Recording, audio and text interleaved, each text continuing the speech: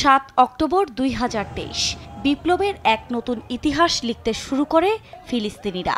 এদিন প্রথমবারের মতো ইসরায়েলের ভেতরে ঢুকে সফল আক্রমণ চালায় ফিলিস্তিনের স্বাধীনতাকামী সংগঠন হামাস। দীর্ঘদিন ইসরায়েলি অন্যায়, অত্যাচার, নিপীড়ন আর হত্যাযজ্ঞ অবসানে আর কোনো রাস্তা খোলা ছিল না তাদের হাতে। হামাস এমন বিরোচিত পদক্ষেপ নিতে পারে তা ভাবনাতেও ছিল না ইসরায়েলের। এতে সেনাসহ প্রাণ যায় 1200 জনের।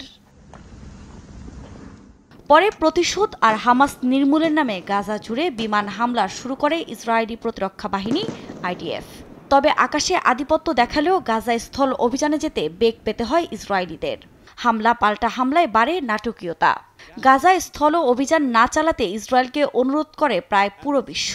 তবে তাদের থোড়াই কেয়ার করে গাজায় স্থল অভিযান শুরু করে বর্বর ইসরায়েলি বাহিনী। এরপর সে আগ্রাসনের পেরিয়েছে 1 বছর। প্রতিনিয়তই আন্তর্জাতিক সম্প্রদায় কাজ করে গেলেও তা খুব একটা কাজে আসেনি। একবার বন্দি বিনিময়ের মাধ্যমে সাময়িক যুদ্ধবিরতি হলেও আবারও পুরোদমে হামলা শুরু করে ইসরায়েল। এরপর নিরাপত্তা পরিষদের জরুরি বৈঠক, ইরানের হুঙ্কার, বাইডেনের যুদ্ধবিরতির প্রস্তাব, কোনো কিছুই বাগে আনতে পারেনি নেতানিয়াহুকে।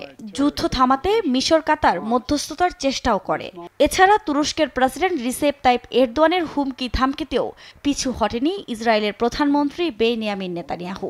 উল্টো দিন দিন হয়ে উঠেছেন আরও আগ্রাসী। আন্তর্জাতিক সম্প্রদায়কে বৃদ্ধাঙ্গুলি দেখিয়ে প্রতিনিয়ত অসহায় ফিলিস্তিনিদের উপর চালাচ্ছেন অবর্ণনীয় হত্যাযজ্ঞ।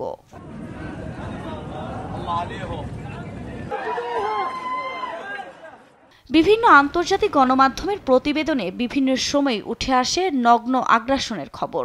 তথ্য বলছে 1200 মানুষের হত্যার বিনিময়ে গেল 1 বছরে হামাস নির্মূলের নামে গাজায় 41,800-র বেশি ফিলিস্তিনিকে হত্যা করেছে জায়ানবাদীরা। এর মধ্যে নারী শিশু রয়েছে অন্তত 17,000, আহত প্রায় 97,000। এছাড়া 300 সাহায্যকর্মী ও 138 সাংবাদিকও হারিয়েছেন প্রাণ। জাতিসংঘের তথ্য অনুযায়ী এখনও ধ্বংসস্তূপের নিচে চাপা পড়ে নিখোঁজ বহু মানুষ। ঘরবাড়ি হারিয়ে বাস্তুচ্যুত হয়েছে গাজার 19 লাখের বেশি বাসিন্দা। যারা জীবিত রয়েছেন তারা খাদ্য, পানি ও চিকিৎসার অভাবে ভুগছেন অপুষ্টিতে, কলেরা সহ বিভিন্ন রোগে। শুধু মানুষ মেরেই ক্ষান্ত হয়নি জায়ানবাদীরা, গাজাকে পুরো ধ্বংস করার মিশনে নেমেছে তারা। ইসরায়েলি বোমায় মাটির সঙ্গে মিশে গেছে 1/3 ঘরবাড়ি। হিংস্র থাবা থেকে রেহাই পায়নি ধর্মীয় উপাসনালয়, এমনকি কবরস্থানও। তথ্য বলছে হামলায় উপত্যকার 79% মসজিদই গুঁড়িয়ে ফেলেছে ইসরায়েল। এমনকি 60টি কবরস্থানেও চালানো হয়েছে হামলা।